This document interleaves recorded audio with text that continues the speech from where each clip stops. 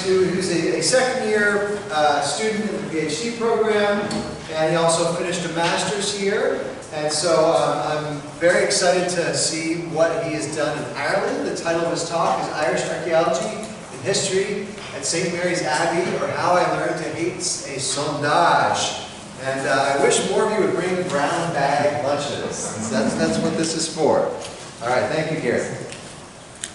Good afternoon. For those of you who don't know, a sondage is simply where you blast through levels of soil to try to get an idea of stratigraphy. You'll see why sondages became very important in this particular work, although at the start there were no sondages planned for this. So what happened between the office plan and the turning of the first shovelful of dirt became kind of an interesting problem. This presentation does contain a photo of human remains and discussions about human remains that were found on the site. If anyone has any issues with that, please be aware that this will occur. Okay, the topics that we're going to talk about, and I go into Irish history quite a bit because in Ireland you cannot separate the history from the culture from what you're finding. It is so intertwined that you really are digging more based on history of the site than you are the cultural aspects of what you may find there. And we found some interesting things certainly at St. Mary's. Also, they tend to call their units cuttings, so you'll see we use that term as we go through here. Basically, we were at ours at St. Mary's Abbey from 12 June to 5 July. We had a group of 20 different students plus 3 Irish Heritage Field School personnel and interns that were working there. This was the third and last season that we'll be working there, even though this is an incredibly rich area for further work. But there were some reasons why that basically they were not going to be allowed to work there anymore. Primarily the farmer wanted his field back, so that became one of the issues. Just for everybody's information, talking about medieval periods, basically the medieval period that we were most concerned about was the high medieval period, mid-11th century, although we did run into items that were from the early medieval period. They are interspersed as we go through many of the cuttings and many of the works that were done there over the past 3 years. The purpose of the excavations really was twofold. First, we wanted to find more information about Dermot MacMurrough. He was the King of Leinster during the time that this abbey was formed. And we wanted to see what his relationship was, or try to find more of his relationship with the abbey. Also, we wanted to look at the Abbey from the standpoint of possible buildings there. This Abbey is important because it's one of the few high medieval native Irish monasteries that exist and that we have that we can work at before the coming of the Anglo-Normans. So this was important for a number of reasons. And when we look at this, this is the city of Ferns. The abbey that we're working at is located here. Next to it is a cathedral, which is 13th century in nature. And also below the abbey that we were working at is the location of a 6th century abbey. So we have those kind of layered on top of each other. This becomes important in understanding these two circles. These are property ditches, or at least where we think property ditches were going to be. And they were built back during the periods that medieval times, just to denote where a property line was. And this one, we think, the inner one was actually an early medieval period property ditch. And we were trying to find out whether or not that actually went under the current abbey, making it a part of the earlier medieval abbey. The other one right here we think is the original property line for the St. Mary's Abbey. And that was, again, one of the other things we're trying to find is confirm where that was in the landscape. The reason we wanted to confirm that is because the geophysical survey that was done shows a number of different possible trenches and property lines in this area that were constructed over hundreds of years, literally. We also found a couple, or also on the geophysical survey were a couple of anomalies that they wanted to look at, with the idea possibly the anomaly here would have been a stone house. And the ideal that one of the concepts that we're working under is that Dermot McMurray had his home on this site. So we looked to try and see if we could confirm whether there was a stone structure here and at least give a little bit more credence to that possibility. The personalities that were very important on the site: Dr. Dennis Shine, who was the director, and he was in charge of the daily operations at cutting number 6. Dr. Anna Maria Diana was our osteoarchaeologist, and she also taught a class on a daily basis in bioarchaeology, but was pulled many times down to the cutting area because of human remains that we would find that she would have to take a look at during these periods. Dan O'Meara was the site manager, and specifically, although he primarily allocated people to the different cuttings, he also managed the work that was done at cutting number 5. Dan Hansen, a good friend of mine now, from Slippery Rock University in Pennsylvania, was my digging partner, and he and I were responsible for one of the sections of cutting number 5 that we'll go into. Some historical background. This site had been used since the 7th century. There was originally a wooden monastic structure that was on the site. That was rebuilt a number of times and burned down in 1158. That caused Dermot McMurray to go ahead and build the new abbey in 1162 on top of the original abbey. Adjacent to it is the 13th century abbey of St. Edens that was built by John St. John.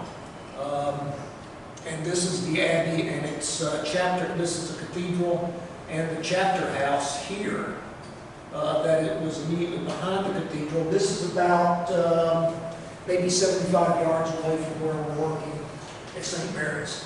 So a very compact monastic area within a very, very small field.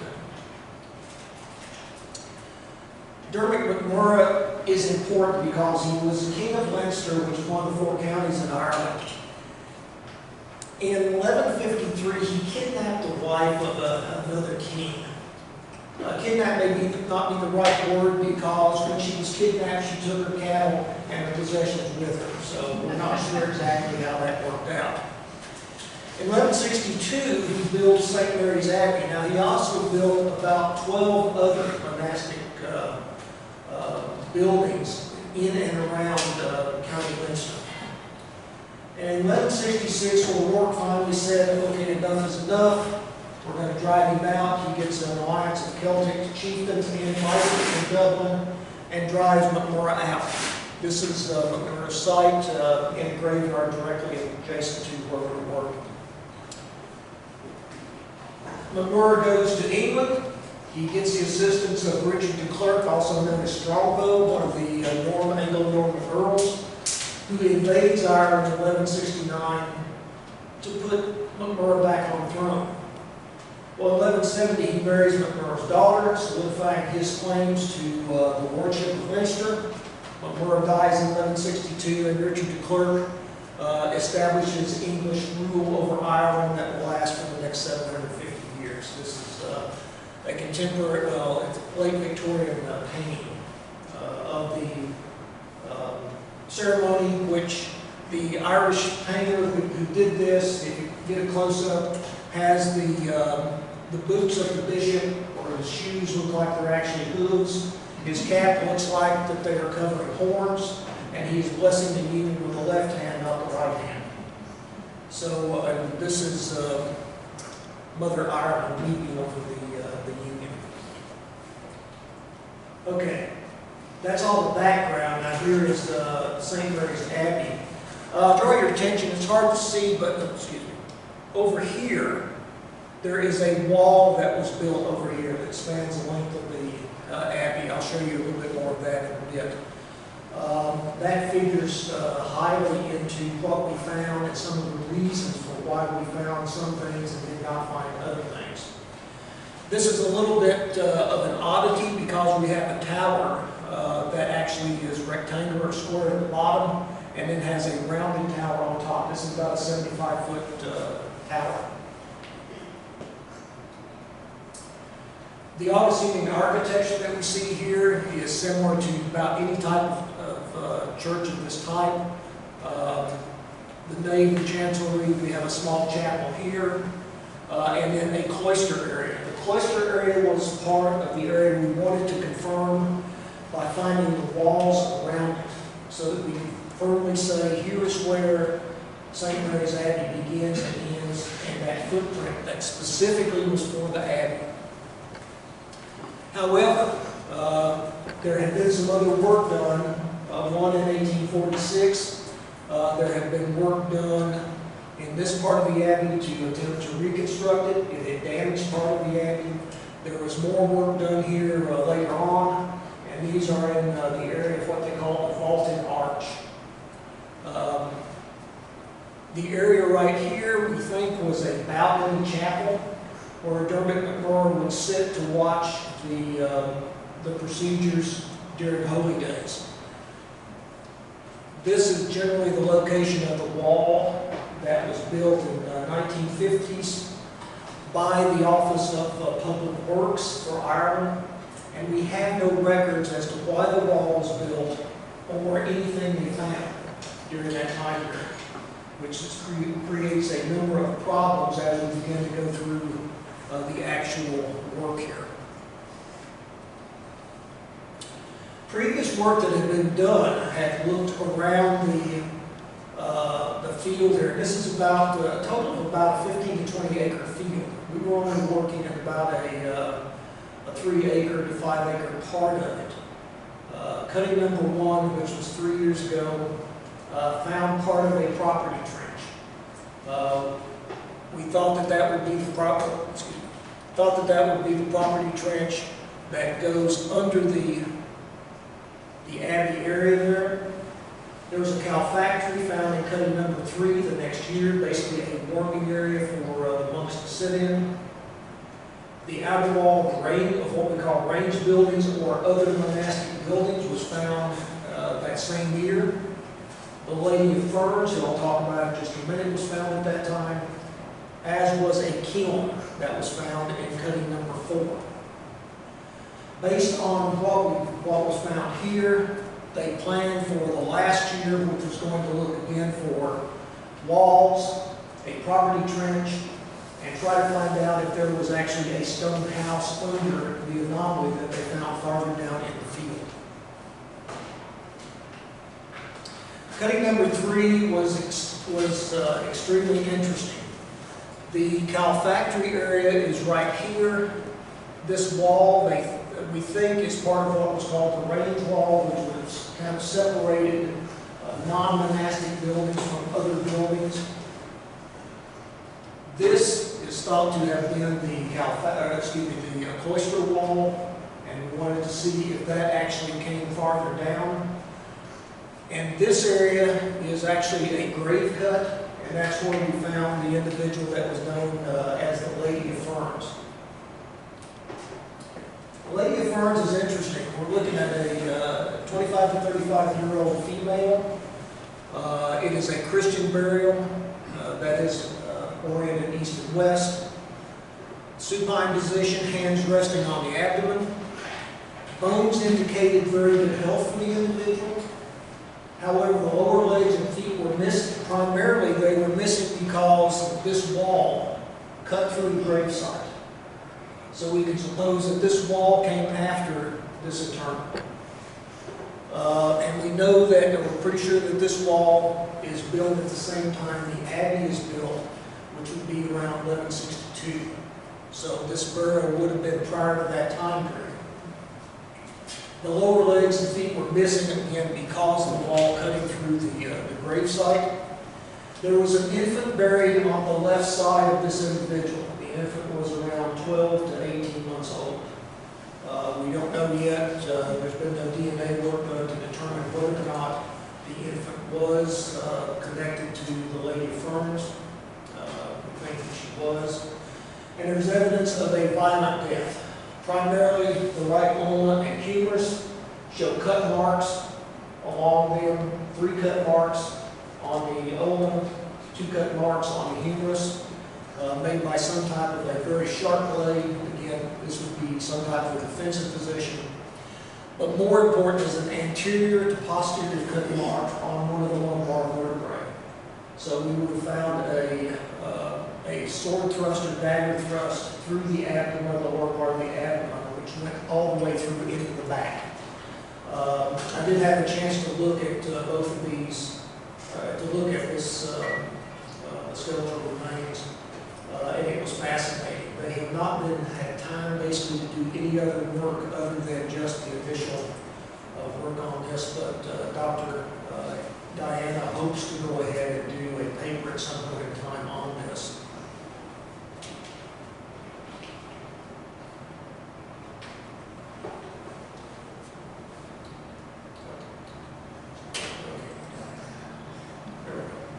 Okay, cutting number 4, we've got a medieval kiln, and one of the things that they were hoping was that we may find another kiln, and the possibility that this would become what they think of as an industrialized monastic site. In other words, the monks at this site would have been supporting it through the production of some type of ceramic goods and perhaps some other types of production. And that was also one of the reasons they wanted to look at what's called the range building area, which is in cutting number 5, to see what other buildings possibly were there and what types of artifacts we may find there. Okay, the goals are pretty simple.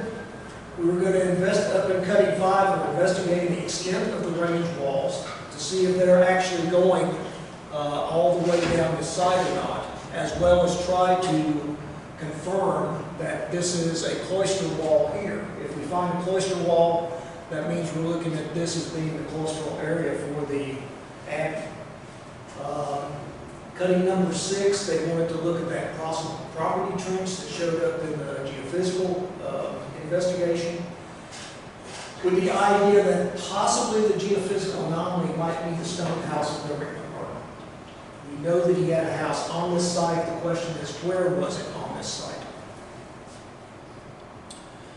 In cutting number 5, which was the area that I worked in, there were 2 cutting teams, one on the short axis, right here, and one on the long axis. On the short axis, we again wanted to look at the extent of that cloister wall, establish the location, if possible, of the Abbey wall, of this wall that we think was right here, and then look for evidence of any type of a property trench that connects up to the trench number found in cutting number 1. The long axis group was going to look at the extent of the range wall, this area here, try to find evidence of the cloister wall, and establish the size of the cloister.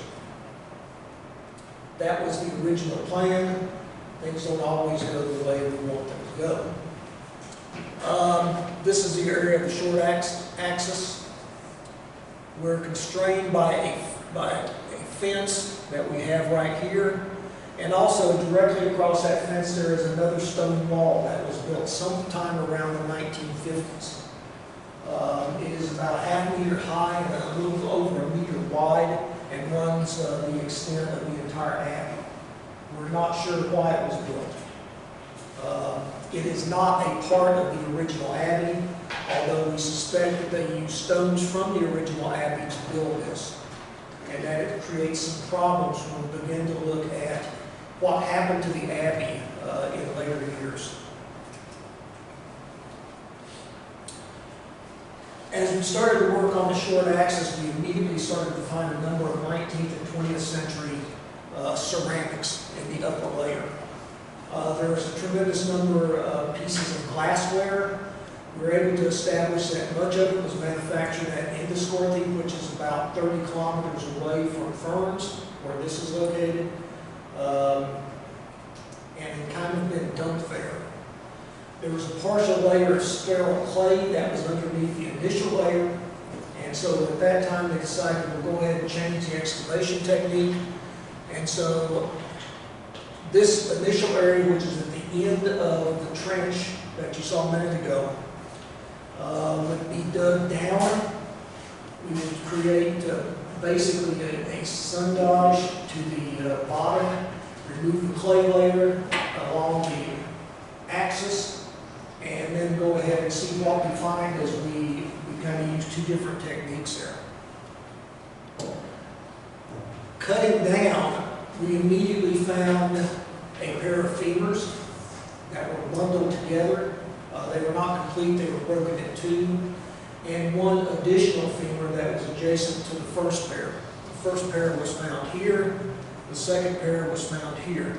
This area over here became fairly rich in human remains.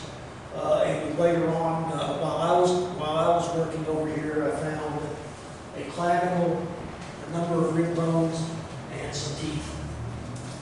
Now, the fact that we didn't find a grave here is important for understanding what happened to the site later on after the monastery basically is closed down. We see right here, this lighter area is a clay layer that we ran into. That puzzled us a bit because it's not a natural clay layer. And it doesn't go across the entire cutting when we looked at it. So the question was, where did it come from? We determined that this actually had been an area that had been disturbed in the building of this stone wall. And the entire length of that stone wall showed disturbances in the stratigraphy. So we couldn't figure out exactly where everything was. And we find a real mixture here. Because of that, it was determined to go ahead and basically sink a sondage right here, going all the way down to establish what the stratigraphy actually was, and to see if we can find out where the bottom of these layers were. That was done over a couple of weeks. You can see right here, this U-shaped deposit is actually the clay, which was a sterile clay layer, 40-45 centimeters deep, that thinned along this side. And that again puzzled us as we began to try to take things out of this area.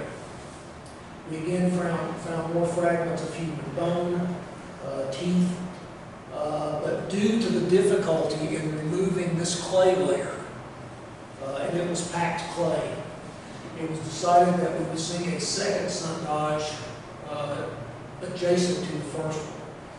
So while my partner Dan worked on this area, I worked further down and started to work on a second sondage to try to figure out what's under all of these layers. We're still in the first sondage area now. We found a number of things. We found charcoal remains here, indicating some type of a fire, mixture of both human and butchered animal bones, which again puzzles us a little bit. We're not sure why the butchered animal bones are there. We did find at the bottom what appears to be a trench running along the wall here, which we knew if that was the case, then that would probably connect up to the trench that was uncovered the year prior and confirm that we do have a property trench there. However, we continue to find modern ceramics almost all the way down to the bottom.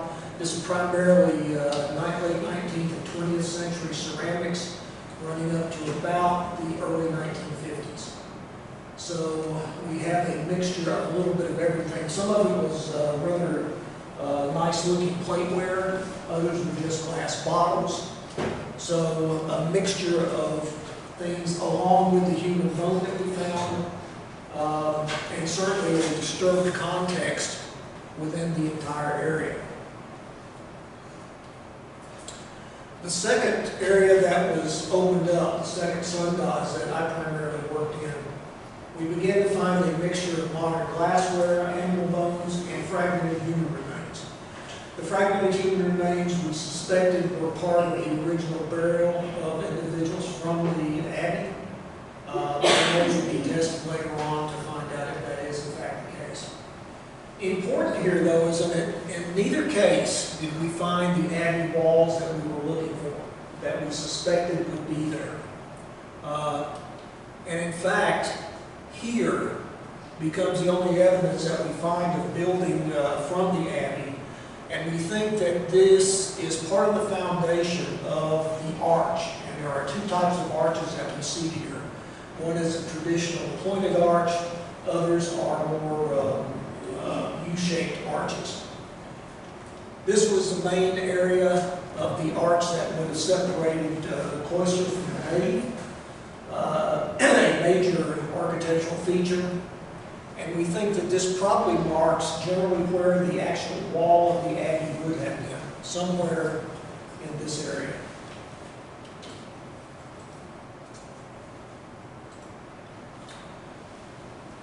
Toward the end of the time there, we managed to connect the area that we found here, the trench that we thought was their property trench, actually runs through here. And later on, we managed to actually extend it out into the latter part of this section of the cutting. This went all the way down to where we had sterile ground. So we think that this is part of the original property line, which would probably belong to the first Abbey that was there in the late 5th into the 6th century.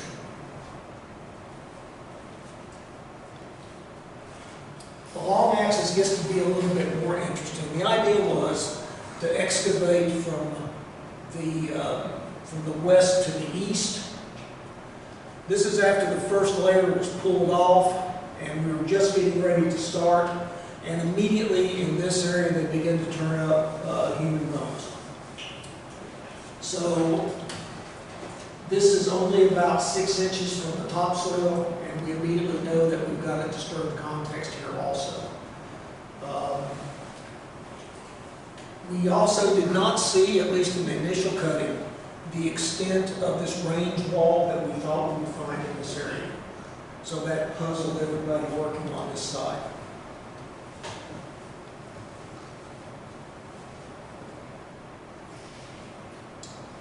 Yeah, the remains that they found immediately were teeth, part of a mandible, cranium, and some ribs. So again, we knew that this was also a disturbed context within the confines of this particular site. And all of them were found up in this area, which raises the possibility that when this wall was built here in the 1950s, that anything that was found was thrown into this other area.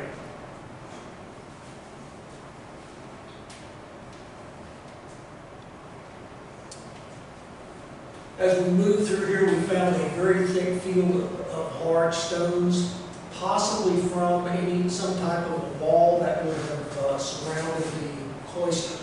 However, we never found a cloister, the base of the cloister, and these were basically just kind of floating on the top of the soil here. There was no actual base for them anywhere.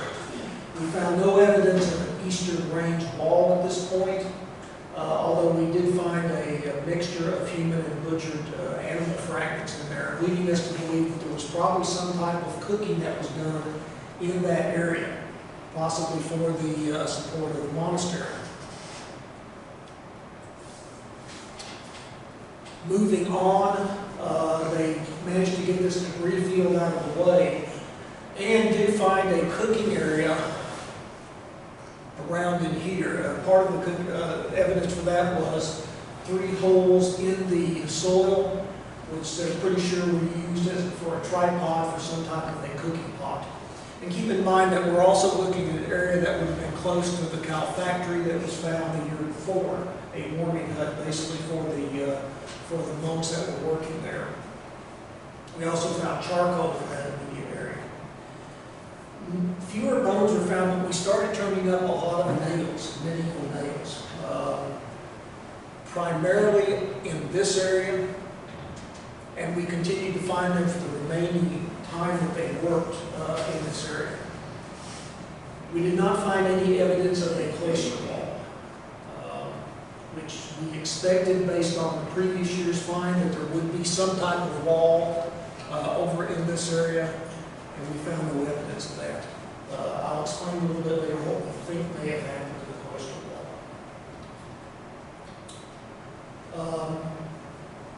Again, continuing on, we found a tremendous amount of rock down here, no evidence of a wall here, although we started turning up evidence of a wall on this side, which would be part of a range wall separating the cloister area from other buildings that would be utilized by monastic and non-monastic members within this large field that we see. And keep in mind, when we look at these areas, very seldom do you find just simply monastic buildings. You have a mixture of monastic and commercial buildings for the surrounding area that you will have here. So it's sometimes somewhat difficult to figure out what is what until you kind of get an idea of the entire area. The results from cutting 5 were inconclusive for Abbey walls. The restoration work that was done in 1950 probably destroyed any evidence of the wall where my digging partner and I were working and resulted in that disturbed stratigraphy that we found. It's also probably the cause of the fragmented human remains we found in a mixture of both modern and medieval artifacts. Literally everything from earthenware to some nails to modern, what they call duffware pattern, very, very attractive blue pattern plates in that area. There was no conclusive boundary walls for the cloister that we were looking for. And no, although we did find a foundation for the vaulted arch that we were looking for. We did find what we think is a continuation of the property trench, but the extent of the eastern range wall was indeterminate. We did find some evidence that there was one there, but inconclusive in terms of how big it was. And also the cooking area that we found and the number of butchered animal bones in that area leads us to believe that that was probably the cooking area for the Abbey. Cutting 6 had a little bit of an easier mandate than cutting number 5. Primarily, they were looking at removing the layers across that cutting and looking for the geophysical anomaly that had shown up in the 2015 survey, and also looking for any indication of the property trench, which also showed up on that geophysical survey. Almost immediately, they began to get some returns. And what they originally thought was a kiln, similar to what was found the year prior in another part of the area. And this was the assumption that they went under as they began to excavate. Now, to do this, they went ahead and pushed back the wall that we see here, pushed it that way to try and figure out how big this is and find the opening for the kiln, confirming that's what it was. However, when they actually got down to it, and this was after they had gone through the idea that first it was a kiln, no, it's a well, and finally when they excavated the entire thing, they found out it's a storage unit, underground storage unit, basically to keep things cool, with the entrances here and here. Ostensibly, we would probably, if we continued out farther in that direction, find a home or some type of buildings that would be connected to that storage area. For reasons I'll explain in a minute, we could not do that. We did also find here evidence of a defensive trench adjacent, immediately adjacent to this structure. And the defensive trench is right here. We know it's defensive and not a property trench because it's about 5 meters wide. So that confirms, at least in this type of a situation, that we're looking at a defensive area. That brought up another question in why we see a storage area built so close to what is a defensive trench. And we have no idea and no conclusions on that. The result for cutting 6 was kind of interesting in that the geophysical anomaly that they thought was a stone house turns out to be the storage structure. We think it was connected to a resident or other buildings, but without additional work, we have no way of actually confirming what it is connected to. It possibly indicates a larger monastic footprint than we originally thought. But we don't know if we're looking at a monastic town, basically, as we see in other parts of Ireland, specifically at an area called Glendalough or an area called Clonmacnoise, where we see actual monastic cities. The defensive trench is not part of a property trench. It is possibly early medieval, which would take it back to the time period of the original St. Aidan's monastery that was there. That is the 7th century monastery, and which St. Mary's is built on top of. But again, without more work, we will not know exactly what that defensive trench is. One of the questions that we asked was, what happened to the stone from the Abbey? We're missing literally half of the Abbey. And also, if you remember the earlier picture of the 13th century cathedral with the chapter house, we're missing a significant amount of stone from there. In the 1800s, the British passed what is known as an Enclosure Act, which mandated that cemeteries had to be enclosed in stone walls. The result, we think, is that to build the stone walls, this is the one directly adjacent to the area we were working in. Stone was taken from the area around St. Mary's and utilized in that wall. That wall is about a little over 2 meters high and about 1 meter thick. So a significant amount of stone would be used there. And also, directly behind the field is another stone wall. This stone wall runs on both sides of the road for about a half mile. So a significant amount of stone would be used there. We think that is probably what happened to the stone that would have been found within this area, but without more testing, we won't know. Kind of the lessons learned on this entire trip was, first of all, and I talked with Dan O'Meara extensively about this. Personally, I found that no office land excavation survives the movement of the first shovel of dirt. Literally, from the first shovel that we picked up after the topsoil had been moved, we found things we didn't think we would find. Specifically, bones that we found, human remains found near the top level in cutting number 5. A lack of records from the previous work confounds expectations, and we did not have records from the 1950s when the wall was built near the Abbey, the reconstruction, to tell us why it was done, how they figured out where they were going to put it, and anything they found while they were building. What we suspect happened was that during the building of this wall, they ran across a number of sets of human remains. Those are the remains that we found in cutting number 5 as we were working, because they basically found them, threw them back in the hole, and covered them back up. That's what we suspect. We have no records that will tell us that. But from what both Dan O'Meara and Dr. Shine told me, things were pretty loose back there in that time period in terms of how excavations were done. And they're a lot tighter now in terms of excavations. Intensive geophysical readings might be inaccurate or difficult to decipher. And in this case, we have not too little information, but too much information. We have trenches literally showing up all over this field. Some we can reconcile with the building that we know is there, but others we have no idea why they are there or what purpose they may have been a part of. We think one of the trenches down in this field actually connects and is part of the property line to a castle which is in the center of Ferns. It was built in 1202 AD, primarily by William Marshall the Younger, who became the Lord of Leinster after the death of Richard III. Also, I found out a man or a pig may be your best friend when you encounter clay.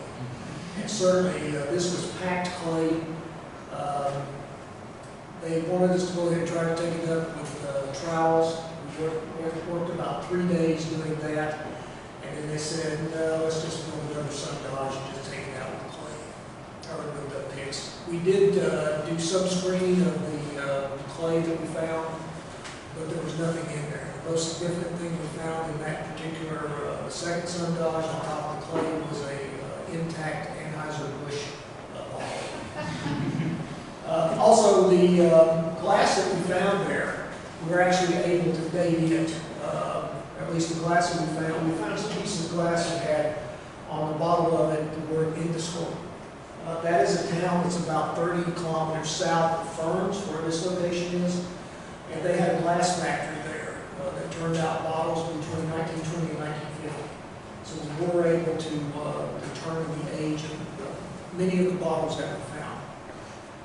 The plateware that we found dates back to somewhere between late Victorian and Edwardian plates. We think they were likely plates that were brought out to a farmer working in the field, and then he broke them or threw them away or somehow, which is how we got into this refuse. And they were churned up when the wall was built in the 1950s. That is pretty much it, and I will open it up for any questions.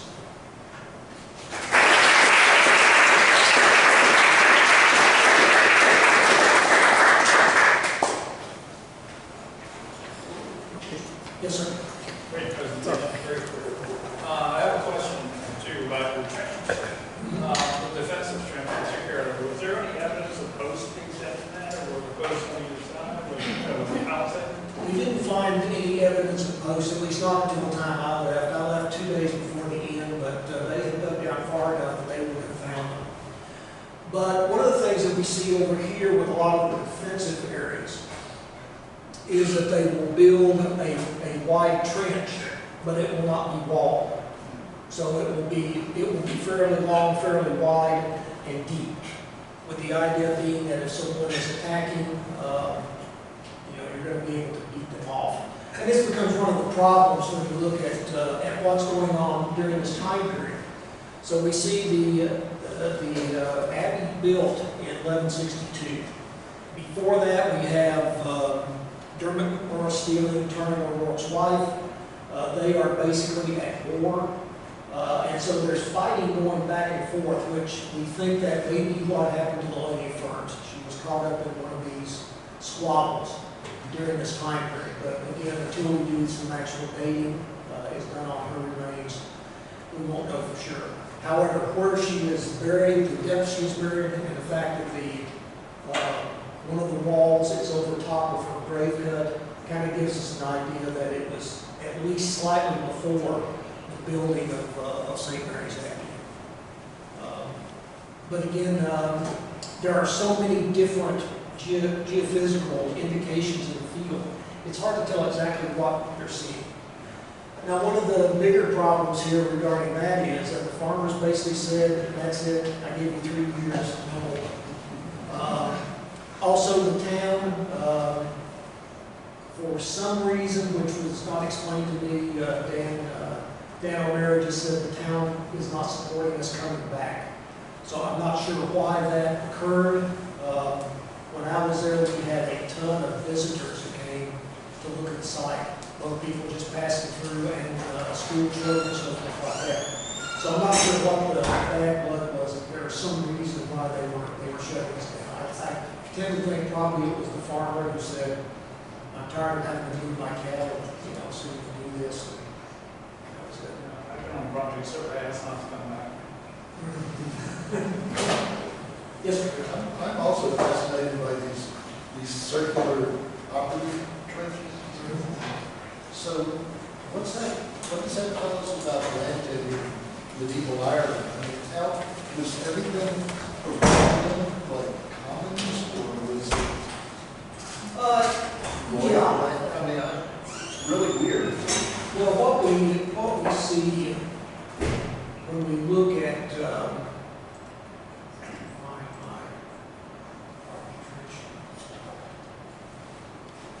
what happens over there is that we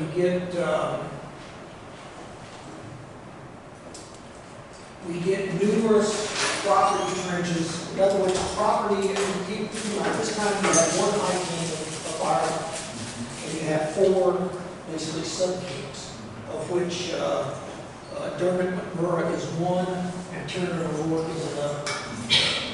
So within their areas, they can go ahead and define who gets land and who doesn't.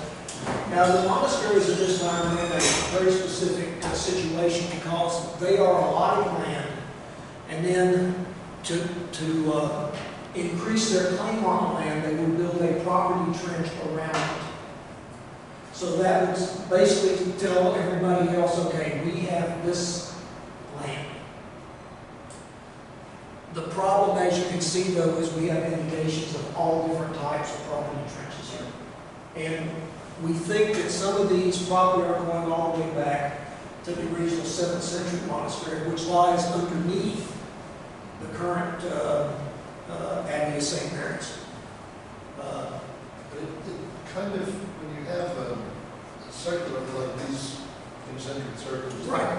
I mean, it kind of suggests that everything outside of that is undifferentiated under some kind of other land type. Well, and here this becomes one of the problems. The castle of is right.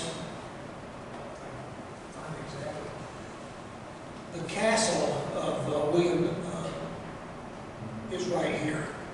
There is another property trench that they have found that goes like this, which would probably be the property trench for that castle, but it takes into account the area down here where St. Mary's is.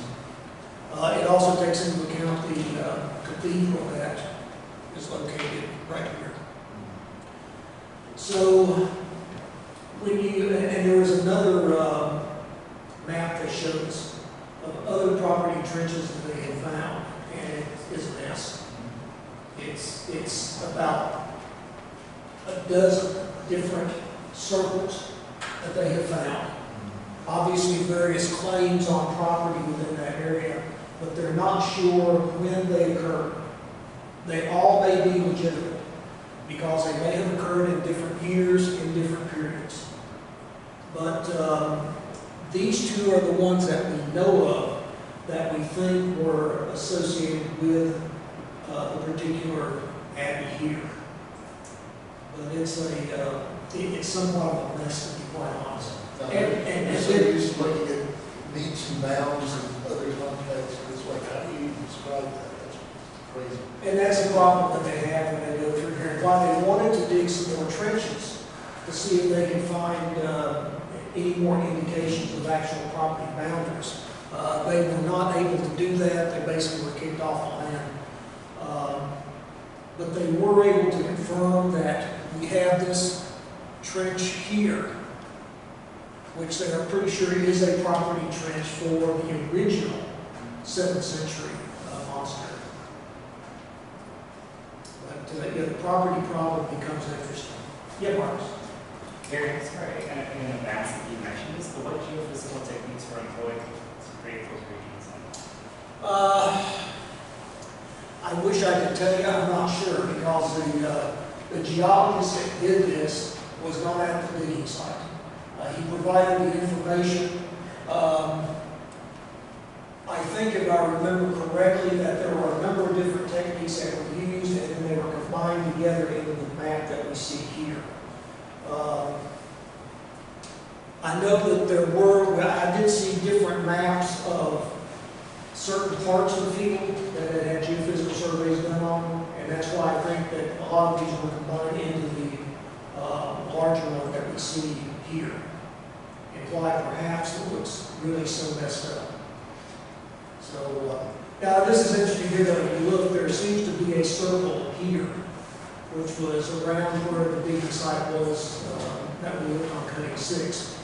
That possibly could be a defensive site there, but we have to do more research to see if that's actually a defensive trench. And right now, we're not going to allow it back on. So, I guess some of those trenches could have been a lot older. I mean, they were. they could have gone all the way back to the original 6th century. They won't be there, all kinds of. Yeah, there's, as you can see, there's all kinds of problems here. Yes, ma'am. Hey, I thank you for this presentation. I'm a lover of modern disturbances in archaeology.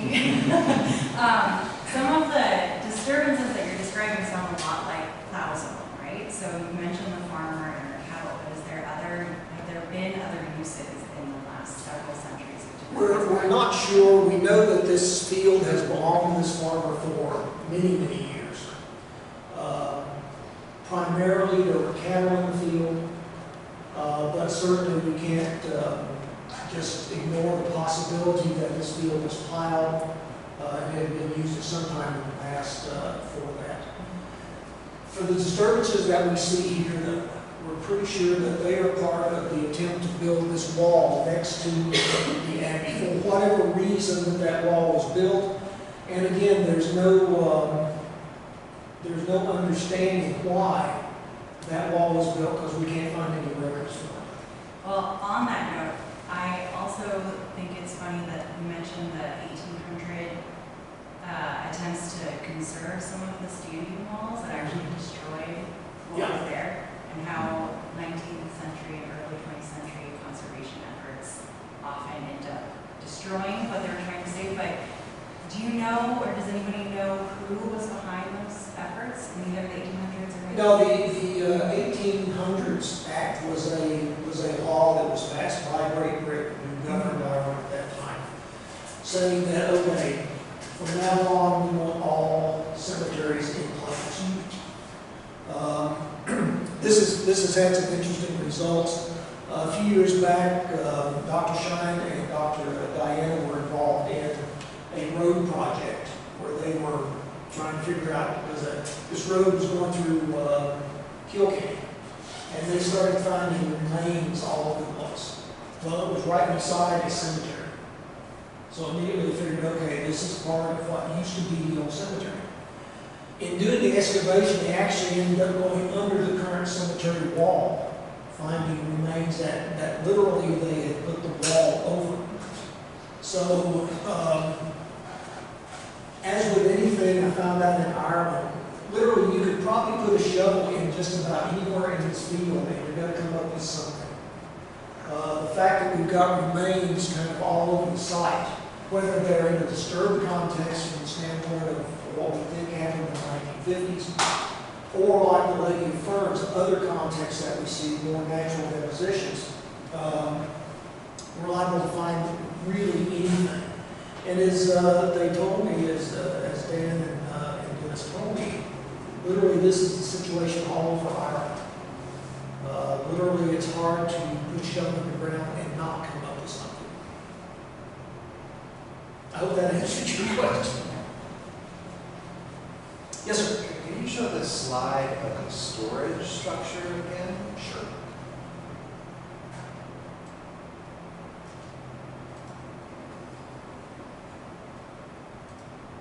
Yeah. Yeah, so would you mind zooming in on the one on the right? It looks like there's a kind of a water bottle for scale in the upper left-hand corner of excavation unit.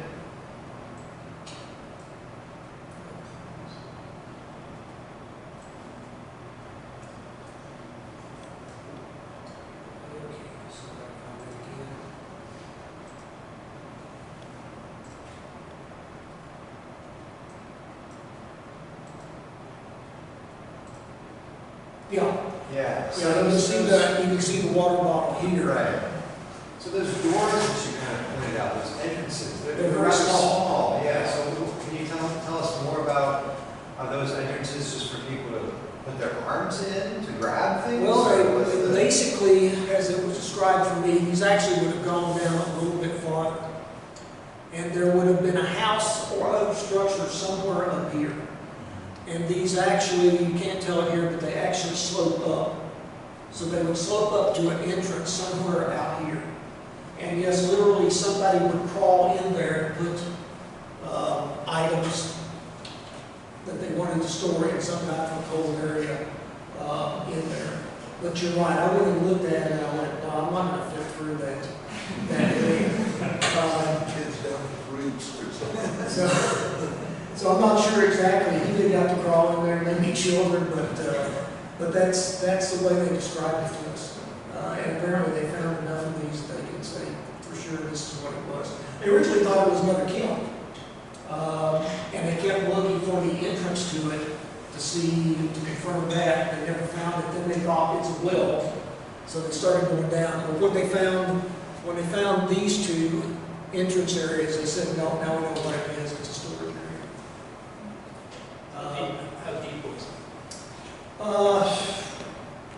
About a meter and a half. Probably about that deep.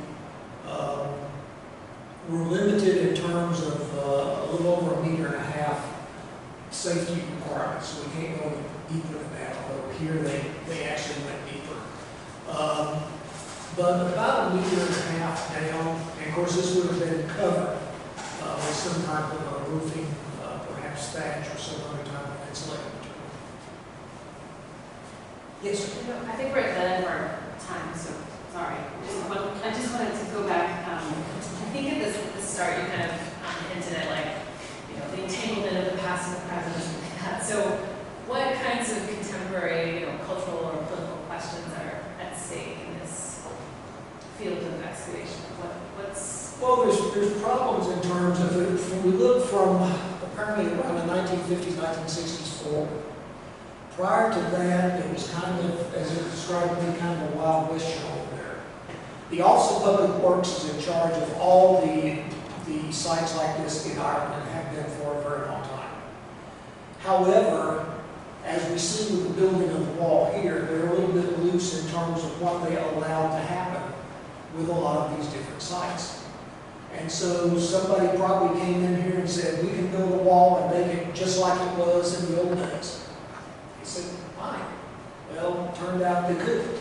And we saw in the 1840s attempts to do this, damage the interior. In fact, if you go there, you'll see where there's obviously newer concrete that's put up on the side in an attempt to restore some of this. What becomes at stake in here is that we see